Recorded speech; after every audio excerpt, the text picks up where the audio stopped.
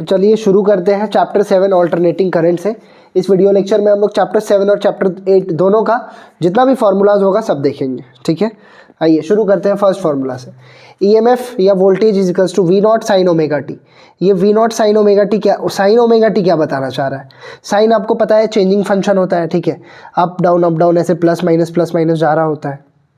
तो यहाँ पे वोल्टेज जो है हम लोग का बार बार चेंज हो रहा होगा, ईएमएफ जो है बार बार चेंज हो रहा होगा। EMF N W A B sine theta, ठीक है, नवाब साइन थीटा आप जान रहे हैं।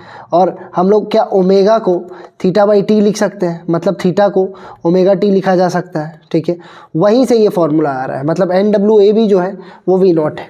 ठीक है, वहीं से ईएमआई से ही ये फॉर्मूला आ रहा है कि बार बार जब चेंज होता है, फ्लक्स चेंज होता है तो ईएमएफ इंड्यूस होता है। ठीक है, बार बार वोल्टेज उसके चलते चेंज हो रहा होता है, और अगर बार बार वोल्टेज चेंज होगा तो बार बार करंट चेंज होगा, और ऐसा ही करंट को हम लोग ऑल्टरनेटिंग करंट कहते हैं। ठीक है, यहाँ पे ओमेगा क्या है? तो ओमेगा है एंगुलर फ्रीक्वेंसी। एंगुलर फ्रीक्वेंसी को कैसे लिख रहे हैं? 2π/t।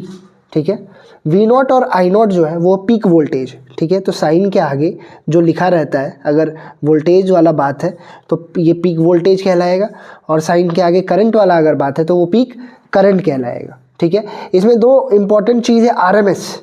ठीक है, आरएमएस क्या होता है? ये जो पीक है /√2, पीक /√2 आरएमएस आ रहा हो। क्योंकि यहाँ पे बात साइन का हो रहा है तो साइन का यहाँ पे हम ग्राफ बनाए हैं। साइन यहाँ पे क्या बताना चाह रहा है कि करंट ऊपर प्लस माइनस बार बार डायरेक्शन बदल रहा है। ठीक है, एक बार पॉजिटिव एक बार नेगेटिव, बार बार पोलैरिटी बदल रहा है। तो अगर ऐसे में ही सिर्फ इसी का जब हम लोग एवरेज निकालें फुल साइकिल का मतलब इसका है ना, ऊपर से नीचे यहाँ तक का, तो एवरेज साइकिल का करंट का जब हम लोग निकालते हैं एवरेज साइकिल का, तो वो ज़ीरो आता है। आप समझ रहे हैं? क्योंकि जितना पॉजिटिव उतना नेगेटिव खत्म हो गया होगा। एवरेज जब हाफ साइकिल का निकालते हैं तो आता है 2/πI0। ठीक है, 2/πI0। ओके, तो ये ध्यान में रखिएगा।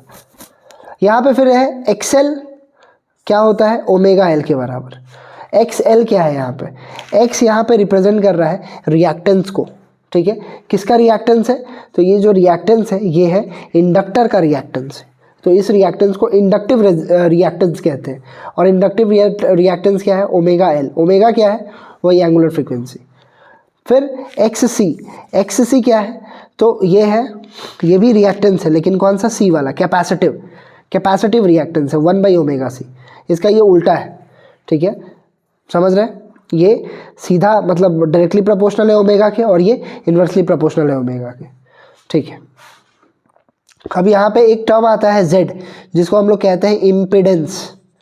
इम्पिडेंस बनता किससे है? तो तीन चीज़ के कॉम्बो से बनता है, रेजिस्टेंस और L इंडक्टर वाला रिएक्टेंस, और XC कैपेसिटिव वाला रिएक्टेंस। इन तीनों का जो नेट निकलता है उसको हम लोग Z कहते हैं। मतलब Z एक तरह का रेजिस्टेंस है, लेकिन net resistance. LCR series circuit यहाँ पे बहुत इंपॉर्टेंट चीज़ है। ठीक है, इससे क्वेश्चंस रहता ही रहता है, तो इस चीज़ को समझिएगा। L बोले तो इंडक्टर, ठीक है, C बोले तो कैपेसिटर, और R बोले तो रेजिस्टेंस। ठीक है, यहाँ पे मैं ड्रॉ कर रहा हूँ तीनों को सीरीज़ में। ये L हो गया, ठीक है, ये कैपेसिटर और ये रेजिस्टेंस, ये तीनों सीरीज़ में। अगर सीरीज़ में है तो आपको पता है क्या सेम होगा? करंट सेम होगा। लेकिन वोल्टेज का क्या सीन है? तो वोल्टेज याद रखिएगा, रेजिस्टेंस में अगर सिर्फ R रहता तो करंट और वोल्टेज का सेम फेज होता है। मतलब मान लेते हैं करंट का ये डायरेक्शन है तो वोल्टेज का भी यही डायरेक्शन होगा। ठीक है, तो यहाँ पे मैं दिखा रहा हूँ, करंट अगर इधर था तो वोल्टेज रेजिस्टेंस का कैसा होगा? ऐसा ही होगा। अब सी का थोड़ा बात करते हैं कि सी में करंट और वोल्टेज का क्या फेज होता है। तो सी में जो वोल्टेज होता है वो पीछे होता है और करंट आगे होता है। ठीक है, और एल में क्या होता है? तो एल में करंट को गुदगुदी लगाया जाता है, तो करंट पीछे रह जाता है और वोल्टेज आगे हो जाता है। ठीक है, तो सी में क्या बोल रहे हैं हम? सी में आपका वोल्टेज जो होता है वो पीछे होता है। ठीक है, और जो एल में है वो वोल्टेज आगे रहता है। तो समझिए, ये करंट का डायरेक्शन, ठीक है, ये करंट का फेज है, तो वोल्टेज का फेज इससे किस वाले में मिल रहा होगा? रेजिस्टेंस वाले में, आर वाला। ठीक है, अच्छा, वोल्टेज पीछे किस में रहेगा? ये करंट का डायरेक्शन है, लाल से हम करंट को दिखा रहे हैं, ये VR। ठीक है, ये वोल्टेज इन रेजिस्टेंस वाला था। अब इसके पीछे, करंट के पीछे वोल्टेज किस में रहता है? वोल्टेज को पीछे कर रहा है करंट आगे है, वोल्टेज पीछे है। ये किसका कहानी होगा? कैपेसिटर का। और करंट यहाँ, वोल्टेज आगे, ठीक है, वोल्टेज आगे और करंट पीछे। करंट पीछे किस में होगा? तो करंट पीछे इंडक्टर में होगा। तो ये वोल्टेज इंडक्टर का है जब करंट यहाँ है, तो करंट के आगे वोल्टेज किस में? इंडक्टर में। तो आई होप आपको ये डायग्राम समझ आ रहा होगा LCR का। इसी के मदद से हम लोग X का डायग्राम बनाते हैं, ठीक है, रेजिस्टेंस का डायग्राम बनाते हैं, और इसी सब के मदद से हम लोग इम्पीडेंस निकालते हैं, ठीक है। इम्पीडेंस जैसे मान लीजिए यहाँ पे XL बड़ा हो सकता है, नहीं तो XC, कोई भी दोनों में से बड़ा हो सकता है। इस केस में हम लोग मान रहे हैं XL बड़ा था, तो XL माइनस XC कर लिए, ठीक है। यहाँ पे वेक्टोरियली नेट निकाल लेते हैं। कैसे? पहले इन दोनों को माइनस कर लेंगे, जो नेट आएगा, ठीक है, समझिए ऊपर वाला जी दिया, XL माइनस XC हो गया, ऊपर वाला ज़्यादा था, जी दिया, ठीक है, ये कहीं थोड़ा कम हो गया और ये जी दिया। अब ये दोनों 90 डिग्री पे, 90 डिग्री को जोड़ने का तरीका आपको पता है। अगर XC बड़ा होता तो नीचे की तरफ डंडा बनता और फिर इस तरह से हम लोग निकाल रहे होते हैं क्या?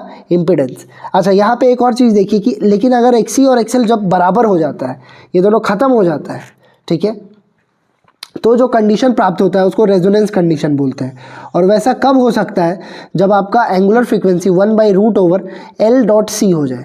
L.C बोले तो इंडक्टर और कैपेसिटर का प्रोडक्ट का अंडर रूट जब फ्रीक्वेंसी के बराबर हो जाएगा, उस समय पे हम लोग को रेजोनेंस कंडीशन प्राप्त होगा। और रेजोनेंस कंडीशन में आपका I जो होगा वो मैक्स होगा, क्योंकि जो Z होगा वो मिनिमम होगा। Z बोले तो जो नेट रेजिस्टेंस है, ठीक है, सबका रेजिस्टेंस निकाले जब, L का, C का और R का, सबका रेजिस्टेंस जो होता है इस केस में कम आता है। किस केस में? रेजोनेंस के केस में, ठीक है। और रेजोनेंस का केस आप समझ रहे हैं कौन सा है? जब XL XC के बराबर होगा। तो आई होप आपको LCR सीरीज सर्किट समझ आया होगा, जिसमें करंट सेम होता है लेकिन वोल्टेज आगे पीछे होता है। वोल्टेज आगे होता है, ठीक है, L वाले का, और वोल्टेज पीछे होता है किसका? C वाले का। ओके, अब आते हैं पावर वाले पे। पावर क्या होता है? VI cos थीटा, लेकिन V का RMS, I का RMS cos फाई, ठीक है, थीटा नहीं है, ये फाई है। और cos फाई को ही हम लोग कहते हैं पावर फैक्टर। और पावर फैक्टर कैसे निकालें? R/Z से। R रेजिस्टेंस और Z जो है इम्पेडेंस है। इम्पेडेंस निकालने का तरीका आप जान गए। वॉटलेस करंट, यहाँ पे एक कॉन्सेप्ट होता है वॉटलेस करंट का। तो वॉटलेस करंट क्या है? तो I RMS और साइन फाई, ठीक है, जिस तरह से cos फाई निकालेंगे उसी तरह से साइन फाई निकाल रहे होंगे। ओके, ट्रांसफार्मर का अगर आइडियल केस है तो N1 N2, यहाँ पे टर्न्स बताना चाह रहा है, EMF फर्स्ट में सेकंड में, वो बराबर होगा करंट इन सेकंड बाई 1, ठीक है। N1 N2 equals to E1/E2 equals to I2/I1, ठीक है। ये कब का केस है? आइडियल का केस है। लेकिन अगर नॉन आइडियल होगा तो ये कंडीशन तो फॉलो होगा ही, लेकिन हम लोग आइडियल लिख रहे हैं तो ये ऐसा होगा। अच्छा, एफिशिएंसी निकालना होता है कि ट्रांसफार्मर कितना एफिशिएंट है।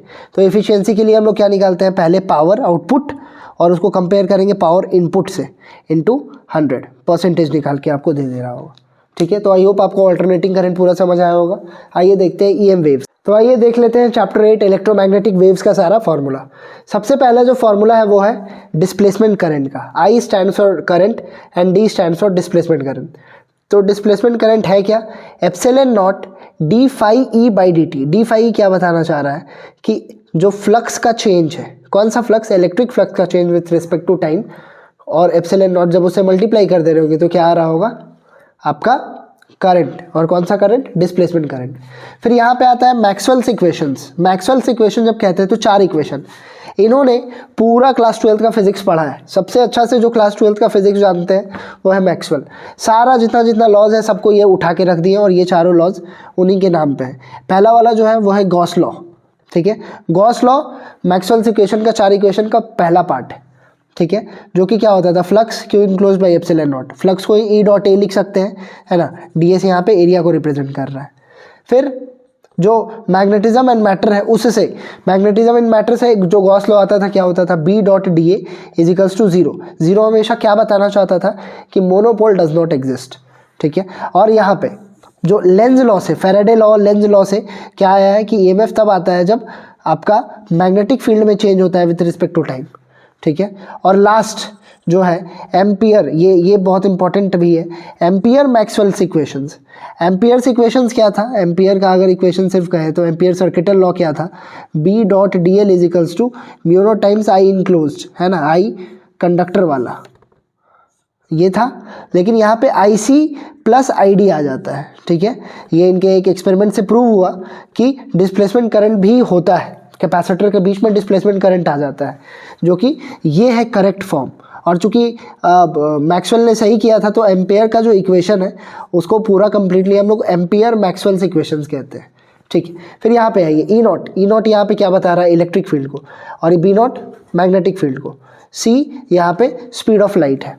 तो EBC किस तरह से कनेक्टेड है, तो E not is equals to B not C, या EBC ऐसे करके याद कर लीजिए आप, ठीक है। यहाँ पे ये वेक्टर प्रोडक्ट है, ठीक है। वेक्टर प्रोडक्ट है मतलब कि ये डायरेक्शन को भी बताना चाह रहा है, सबका अपना अपना डायरेक्शन होगा। अच्छा, एक बात कि सबका जो डायरेक्शन होगा वो एक दूसरे तीसरे के परपेंडिकुलर होगा। इलेक्ट्रोमैग्नेटिक वेव्स में आपको ये ध्यान में रखना है कि इलेक्ट्रिक फील्ड, मैग्नेटिक फील्ड और जो चार्ज मूव कर रहा है एक दूसरे तीसरे के सब परपेंडिकुलर होंगे, ठीक है। E perpendicular to B perpendicular to C, मतलब एक x में होगा तो दूसरा y में होगा, तीसरा z में होगा।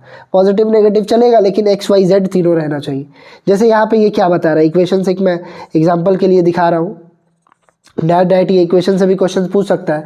ई नॉट आप समझिए, ई नॉट बी नॉट क्या है, पीक, ठीक है। जो इलेक्ट्रिक फील्ड का पीक होगा वो ई नॉट, और जो मैग्नेटिक फील्ड का पीक होगा बी नॉट, ठीक है। साइन, अंदर में जो फंक्शन है साइन के अंदर, वो बताना चाह रहा है कि जो C का जो डायरेक्शन है वो कहाँ है। तो यहाँ पे x लिखा हुआ है, मतलब C किस तरफ मूव कर रहा है, x में। C जो है वो x में मूव कर रहा है, पॉजिटिव में मूव कर रहा है या नेगेटिव में, वो ये साइन बताता है।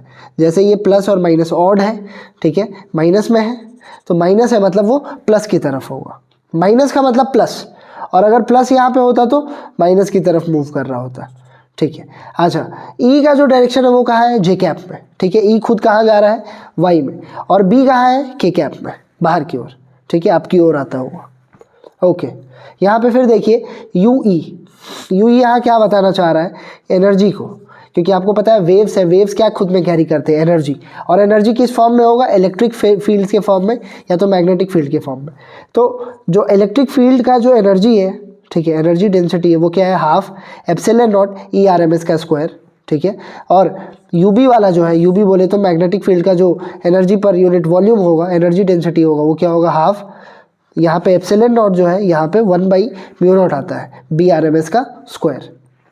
RMS कैसे निकालते हैं, तो आपको पता है कुछ नहीं, पीक को √2 से डिवाइड कर देंगे, पीक को √2 से डिवाइड कर देंगे। यहाँ पे एक बड़ा इंपॉर्टेंट चीज़ निकल के आया है कि जब एनर्जी आता है इन दोनों के फॉर्म में तो दोनों इक्वल आता है। मतलब अगर समझिए सूरज से एनर्जी आ रहा है 50 जूल, इलेक्ट्रोमैग्नेटिक वेव्स के फॉर्म में आ रहा है, तो 50 जूल जो एनर्जी होगा वो इलेक्ट्रिक फील्ड के टर्म्स में होगा और 50 जूल मैग्नेटिक फील्ड के टर्म्स में होगा, ठीक है। तो दीज बोथ आर इक्वल। तो टोटल एनर्जी जब कहेंगे तो हम लोग किसका एनर्जी कहेंगे, इलेक्ट्रिक फील्ड और मैग्नेटिक फील्ड दोनों। इलेक्ट्रिक फील्ड का एनर्जी को ऐसे लिख रहे हैं, मैग्नेटिक फील्ड का ऐसे लिख रहे हैं।